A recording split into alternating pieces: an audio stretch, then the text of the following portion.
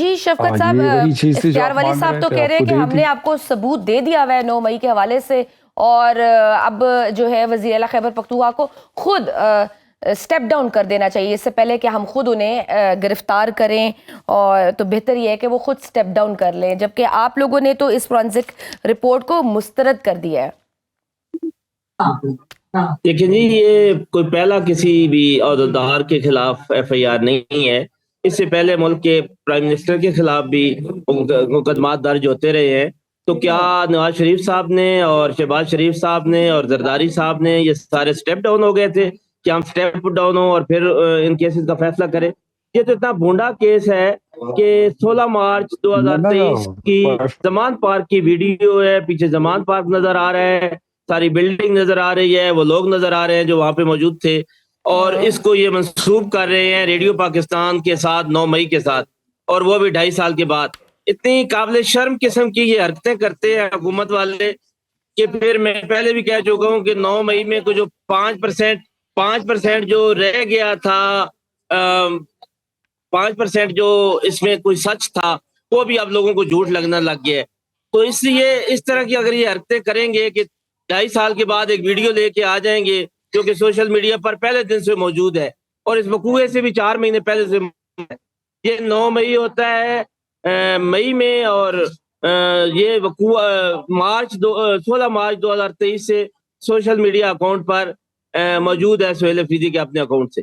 تو ایسی حرکتیں کرنے سے میرا نہیں خیال کہ ان کو کچھ حاصل ہوگا، اور یہ جو اختیار ولی صاحب کہہ رہے ہیں سٹیپ ڈاؤن کر جائیں، کیا اس ملک میں سارے وہ لوگ پہلے سٹیپ ڈاؤن کرتے رہے ہیں جن کے خلاف کوئی ایف آئی آر درج ہو گئی ہو یا وہ کوئی کارروائی کرنا چاہ رہے ہو؟ شفقت صاحب، دہشت گردی نو ڈاؤٹ کہ ایک انتہائی سنگین مسئلہ ہے، اور خیبر پختونخوا سب سے زیادہ متاثرہ صوبہ ہے۔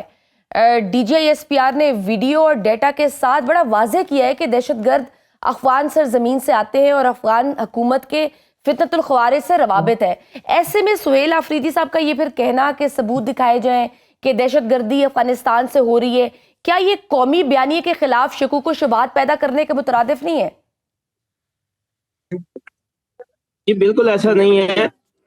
دیکھیں، جو اسپیکر کے پی اسمبلی ہیں انہوں نے ایک لیٹر لکھا ہے وہاں پہ کور کمانڈر صاحب کو کہ آئیں اور بریف کریں یہاں پہ جتنی بھی پولیٹیکل فورسز ہیں ان کو اسمبلی میں کہ کیا ایشوز ہیں اور کس طرح آپ اس کو ٹیکل کرنا چاہ رہے ہیں۔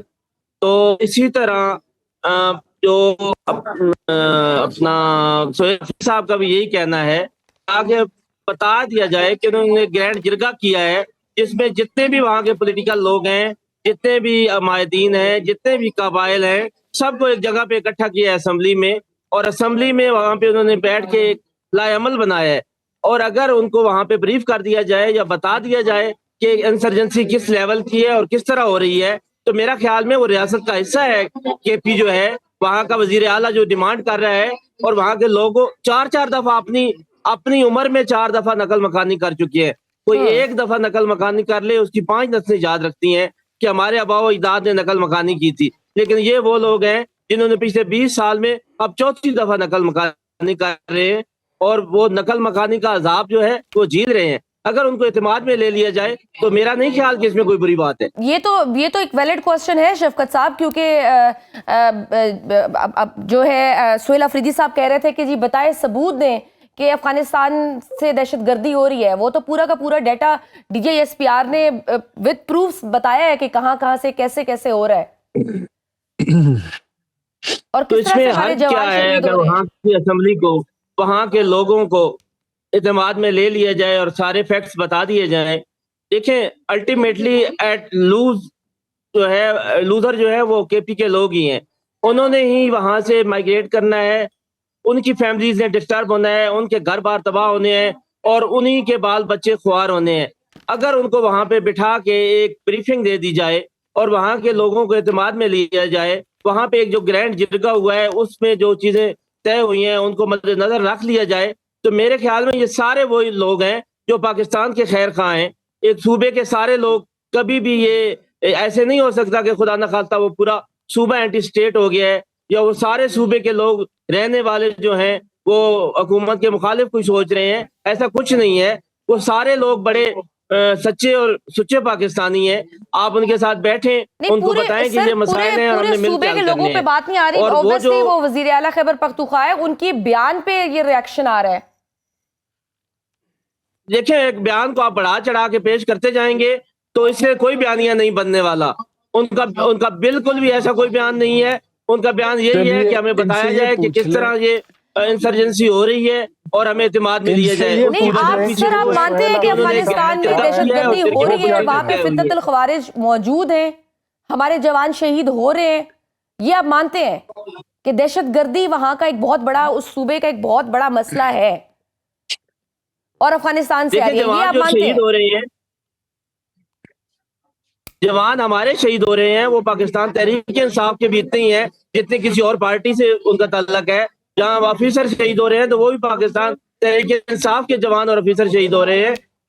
हम अपनी फौज के साथ खड़े हैं हमेशा, लेकिन अगर वहां की असेंबली को ब्रीफिंग दे दी जाए, वहां के लोगों को फैक्ट्स बता दिए जाएं, वहां के वो लोग जिन्होंने अपनी अब चौथी दफा माइग्रेट करना है पिछले 15 सालों में और कर भी रहे हैं, आबादी ये 13 से देखेंगे 1.5-2 लाख कल से डिस्प्लेस हो चुके हैं, तो आप क्या उनके लिए ये अजाब कम है?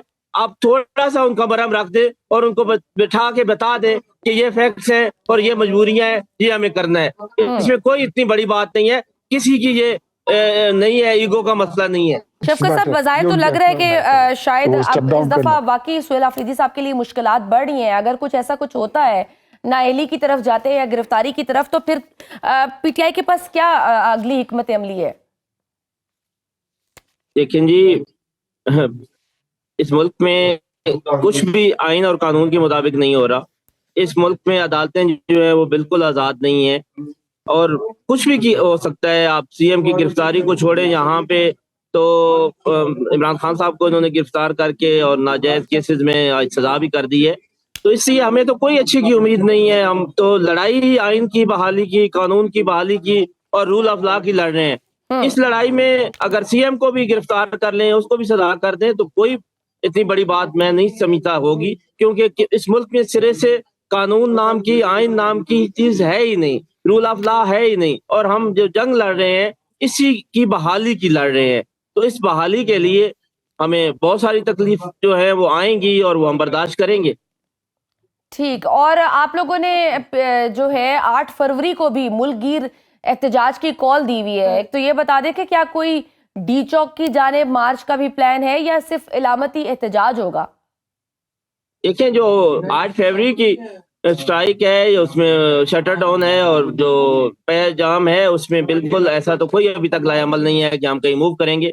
ये हो सकता है कि अपने अपने सिटीज में जो लोग इकट्ठे हों और प्रोटेस्ट करें, लेकिन अभी तक मूव करने का टुवर्ड्स इस्लामाबाद या किसी और सिटी वो बिल्कुल ऐसा इरादा नहीं है या प्लान में शामिल नहीं है। लेकिन ये इंशाल्लाह ताला उस दिन मुकम्मल पहिया जाम होगा, मुकम्मल शटर डाउन होगा और आप देखेंगे कि ना तो कोई चीज रोड पे होगी और ना कोई शॉप खुली होगी और लोग इसको पूरी तरह ऑब्जर्व करेंगे और अपना एहतजाज रिकॉर्ड करवाएंगे।